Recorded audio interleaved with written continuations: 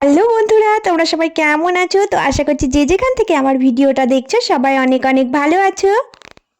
বন্ধুরা চলো তোমাদেরকে আজকে আমি একটা চুড়িদার ড্রেস শেয়ার করব। তো পাড় দিয়ে কিভাবে চুড়িদার বানাবে, তো সেই ডিজাইন কাটিং পুরোটাই আজকে তোমাদের সাথে শেয়ার করছি।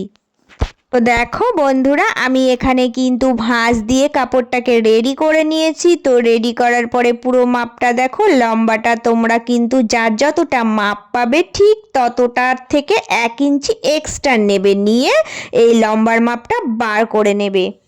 তো এবার দেখো এই কাঁধের লাইনটা কিন্তু 7-এ পয়েন্ট করবে। এবার 7 থেকে সোজা 6.5 একটা পয়েন্ট করবে।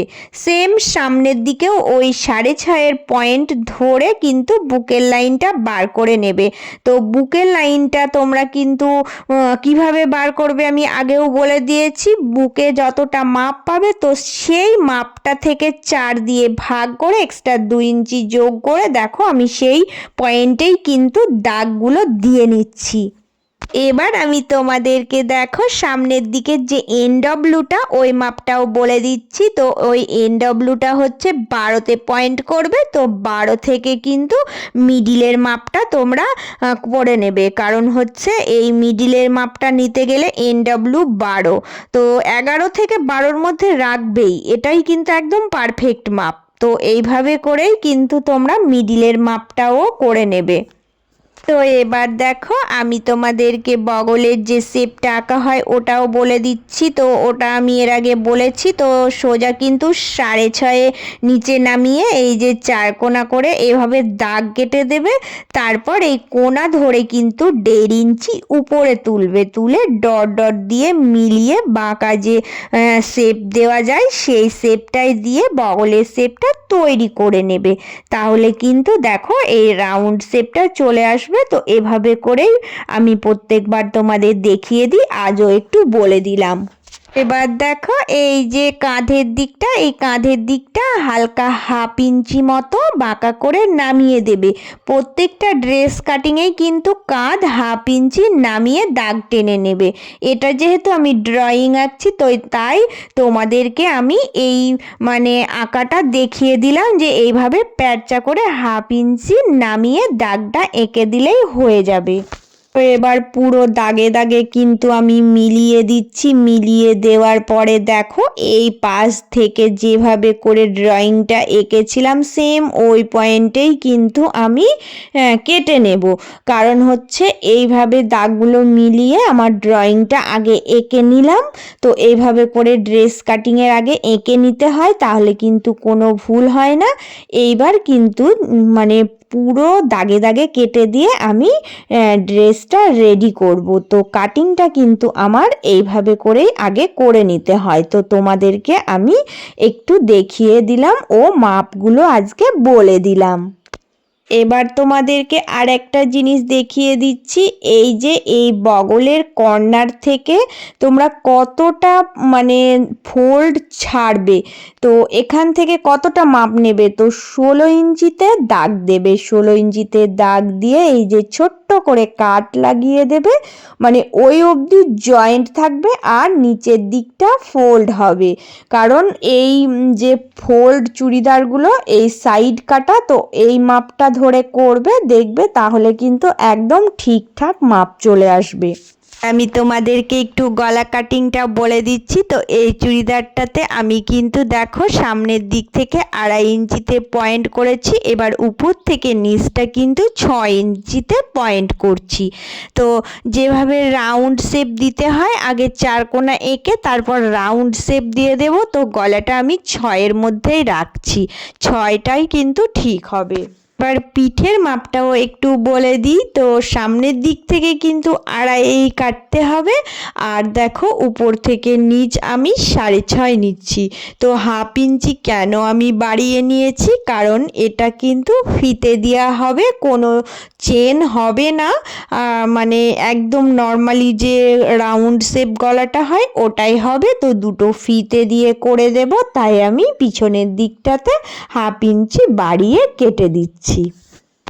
তো এবার দেখো আজকে তোমাদেরকে আমি 3/4 হাতের মাপটা পরিষ্কার বলে দিচ্ছি। তো আমি কিন্তু হাতার জন্য কাপড়টা ভাঁজ দিয়ে নিয়েছি, একবারেই কাটবো বলে মানে দুটো কাপড় একসাথে নিয়ে 2 ভাঁজ করে দিয়েছি। তো একবারেই দুটো হাতা বেরিয়ে যাবে। এবার উপর থেকে কিন্তু 16 ইঞ্চিতে একটা পয়েন্ট করব। তো পয়েন্ট করার পর দেখো নিচের দিকটাও সোজা দাগ টানবো, উপরের দিকটাও সোজা দাগ টানবো। তো এইভাবে আগে 4 কোণা বক্স করে দুই দিকে ওপর নিচ সোজা সোজা দাগ টানবে। এবার দেখো কি করতে হবে, ওই যে ওপরের কর্নার থেকে সোজা 3.5 একটা পয়েন্ট করবে, করে দেখো এই সামনের দিক থেকে 2 ইঞ্চি মতো হালকা রাউন্ড দিয়ে তারপরে দেখো বাঁকাতে বাঁকাতে সোজা ওই 3.5 দাগে কিন্তু মিলিয়ে দেবে। তো এইভাবে করে কিন্তু মিলিয়ে বাঁকা শেপ তৈরি করে নিলেই কিন্তু উপরের যে ড্রয়িং আঁকা ওটা কমপ্লিট। নিচের যে বেডটা আছে ওই বেডের মাপের সাথে 1 ইঞ্চি এক্সট্রা যোগ করে পয়েন্ট করে সোজা ওপরের কর্নার থেকে নিচের কর্নারে দাগ টেনে দিলেই কিন্তু একটা 3/4 হাতা রেডি হয়ে যাবে। তো এইভাবে করে আজকে আমি পুরো মাপটা তোমাদেরকে বলে দিলাম। ও দেখো এঁকে নিয়েছি, এবার আমি এই দাগে দাগে কিন্তু কেটে দেব। তো এইভাবে করে কেটে নিলে আমার দুটো হাতাই কিন্তু রেডি হয়ে যাবে। তো আজকে আমি হাতাতে ও নিচের দিকটাতে পাড় বসিয়ে ডিজাইনটা তৈরি করব। তো তোমাদেরকে একটু শেয়ার করলাম ওই জন্য। প্রথমেই চলো আজকে হাতায় যে পাড়টা বসাবো ওটা দেখিয়ে দিচ্ছি। দেখো উল্টো আর সোজা দিক করে নিয়েছি।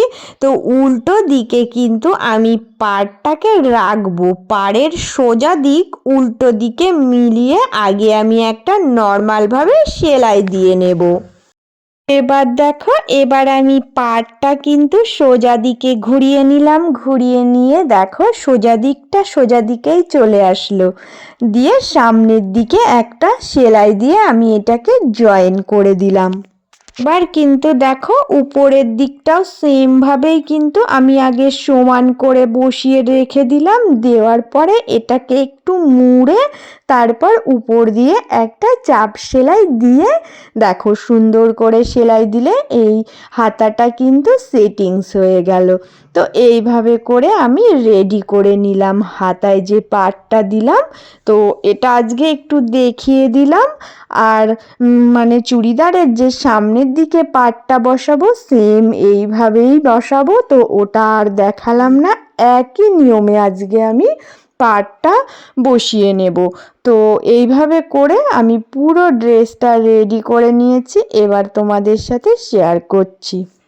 বন্ধুরা দেখো একটা সিম্পলের ওপরেই কিন্তু আজকে চুড়িদারটা বানিয়ে দেখালাম। তো শুধুমাত্র এই পাড়টা দিয়ে আজকে ডিজাইনটা করেছি। তো 3/4 হাতার মধ্যে আমি চুড়িদারটা রেখেছি।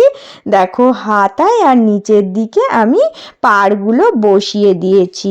তো এইভাবে করে নর্মাল ডিজাইন তোমরা করে নিতে পারো, তাহলে কিন্তু ভীষণ সুন্দর লাগবে। আমার আজকের এই নর্মাল সিম্পল ডিজাইন তোমাদের কেমন লাগলো তোমরা সবাই কমেন্ট করে জানাবে কিন্তু। আর যারা নতুন পুরনো বন্ধু সবার জন্য রইল অনেক অনেক ভালোবাসা। নতুন বন্ধু তোমাদের জন্য একটা অনুরোধ রইল, তোমরা প্লিজ চ্যানেলটা সাবস্ক্রাইব করে নিয়ে পাশে থেকো। আর সবাই অনেক অনেক ভালো থেকো, সুস্থ থেকো।